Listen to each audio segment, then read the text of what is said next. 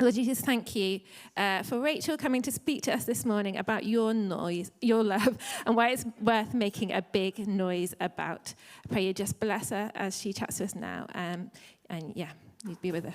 Amen. Thank you.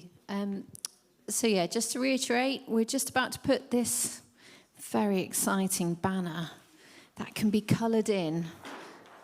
Anyone can do it. Don't have to be tiny. So if you'd like to come and do some colouring while I'm chatting, then you're very welcome to. But yeah, what a great question. What does love mean to you? Honestly, looking at it, I keep thinking maybe it's February. This feels like a very Valentine's Day themed thing. But actually, we're doing it because we've been celebrating the Noyce this weekend. And as Neil has shown us in his wonderful T-shirt, so many people were out around Sea Mills and, in fact, around Bristol yesterday and for the whole weekend wearing these blue T-shirts to celebrate God's love. And I guess of all the answers, and there were some fantastic answers there. I really like the two mugs when you put the kettle on. What a lovely answer. If you were wearing a blue T-shirt yesterday, you could probably have answered that question with things like, love means getting up a lot earlier than normal on a bank holiday weekend in order to dig up the wreck to plant a garden, or love means standing by a very noisy, bouncy castle for a couple of hours, kind of inviting kids on and off again every few minutes. Or, love means making people endless cups of tea and coffee and squash because they're thirsty and giving it away for free. These were all acts of love. The Noyce is all about showing God's love in practical ways. But as I was thinking about this, I guess the question that then sprang to mind for this morning's talk was really, but what is it about God's love that makes it worth making a noise about?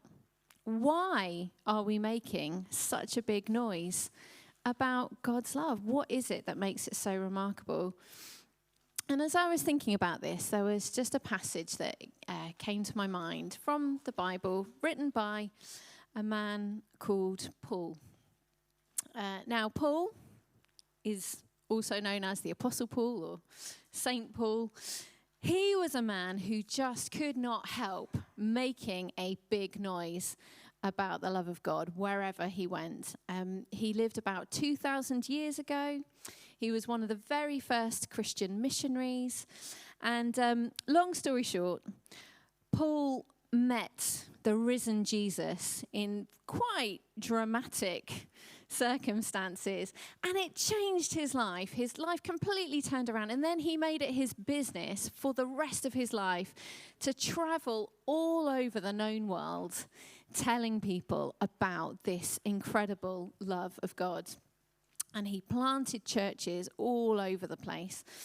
When it comes to this question of what makes God's love so amazing, we're fortunate enough that actually we have the man's words for himself. So we're just going to watch a short video which has our Bible reading taken from the book of Romans, and they are words that Paul himself spoke to some Christians in Rome. Here we go.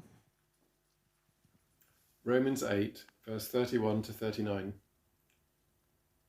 What then shall we say in response to this?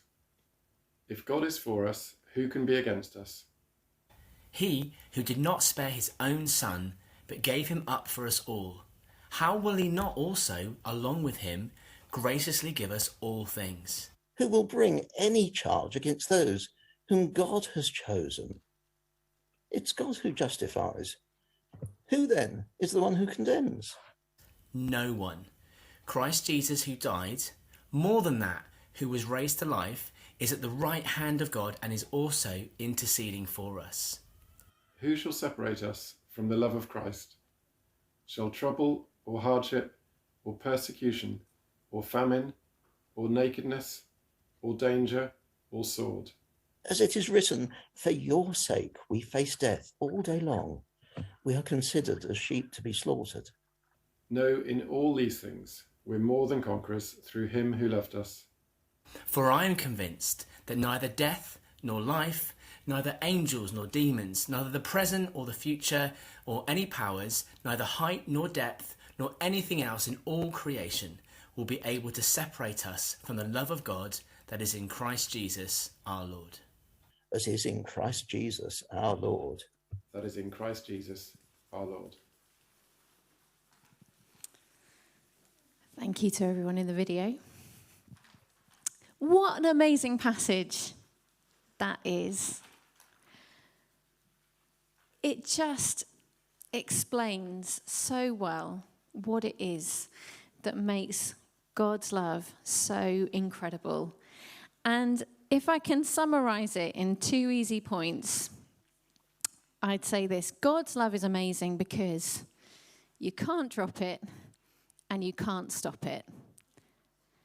You can't drop it. You know, so often we kind of have this idea, we pick up this idea that God's love for us kind of depends on us. You know, so long as we're doing what God asks us to and that we love him, then he will love us, you know. And we can sometimes get to thinking that, you know, if we make a mess of things, then maybe God won't love us quite as much. But the Bible says that is completely not the case. God's love does not depend on us. God loves us because he loves us. Because God loves. Because God is love and he loves to love. And that is why God loves us. I really love what Paul says there. You know, God is for us. That's amazing in and of itself. God is for us. He really loves us because it's just in his nature to love. And if any evidence was needed, you know, it's worth taking a moment to just pause and consider who it is that's saying this. Because Paul, I mean, he knew what he was talking about. You know, when you read the book of Acts, you can read all about the adventures of Paul in Acts. Actually, the point when he met Jesus, he was on a journey to Damascus and he had some business there. And actually, his business was to arrest Christians and put them into prison. You know, he did things which hurt people. He made some choices that were really very hurtful. And it was at that moment that Jesus comes to meet him.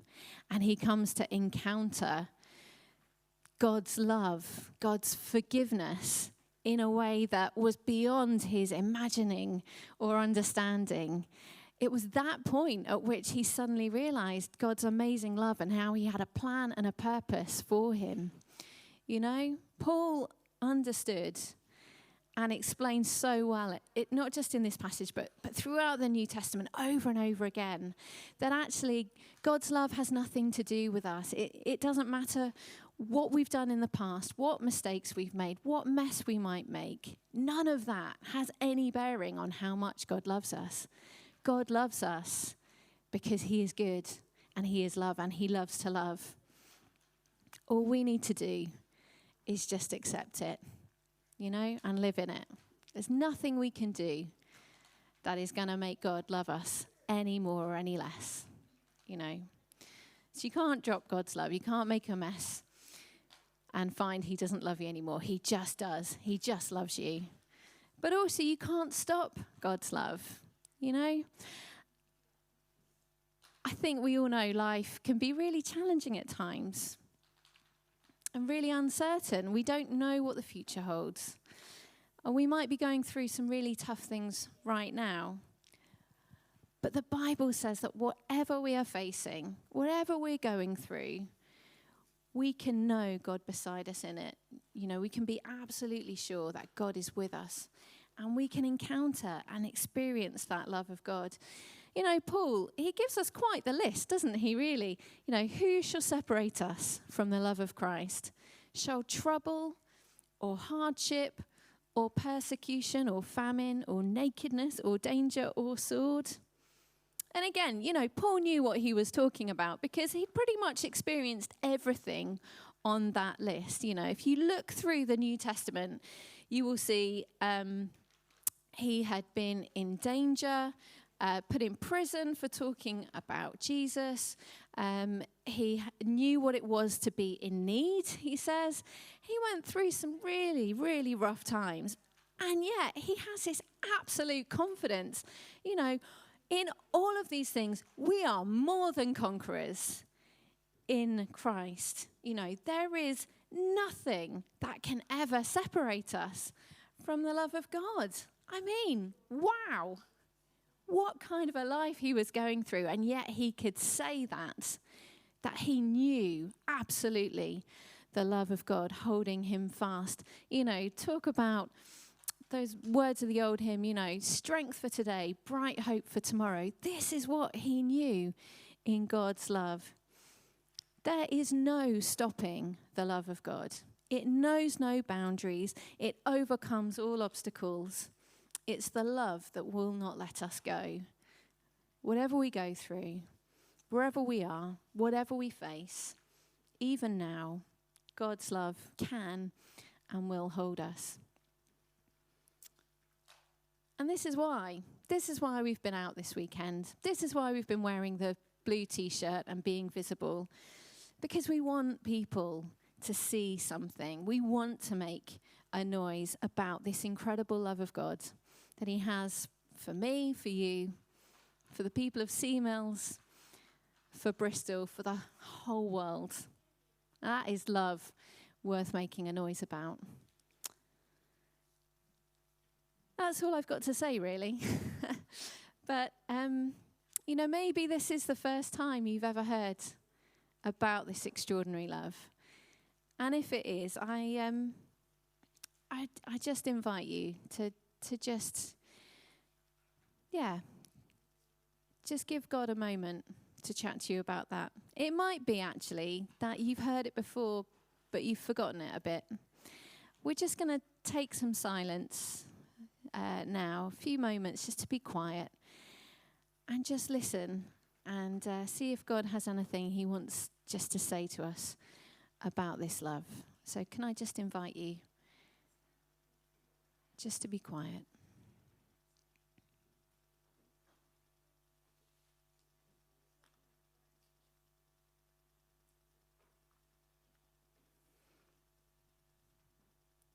Dear Father God, thank you that you love us with an extraordinary love. Thank you that there is nothing that can ever stop you from loving us.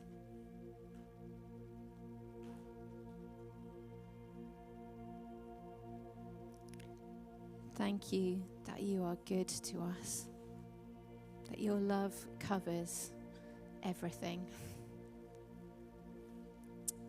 We pray that we can know more of your love even now, in this moment. Amen.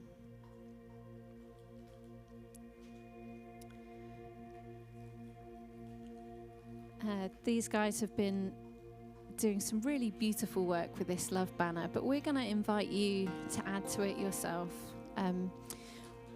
On your chairs, we still have the heart bits of paper. And just as we worship, feel free, obviously, to sing your praises to God for his love. But what we'd really love is if you could write down anything which is on your heart. It might be a word from the Lord, it might be a Bible verse, but we want to just celebrate the extraordinary love that God has for us. What is it about God's love that is really speaking to you right now? Take a moment to write it down and then add it to the banner. Thank you.